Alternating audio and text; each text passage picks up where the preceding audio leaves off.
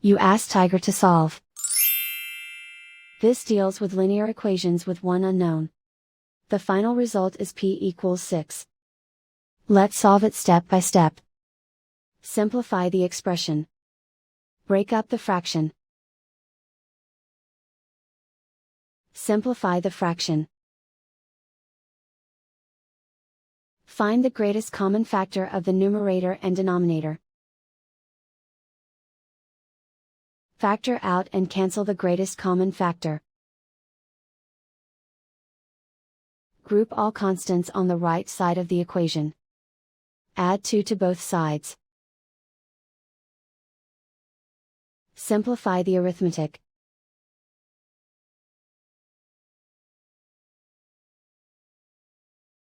Isolate the p. Multiply both sides by inverse fraction 3/1. Group like terms. Multiply the coefficients. Simplify the fraction. Simplify the arithmetic. And so the final result is p equals 6.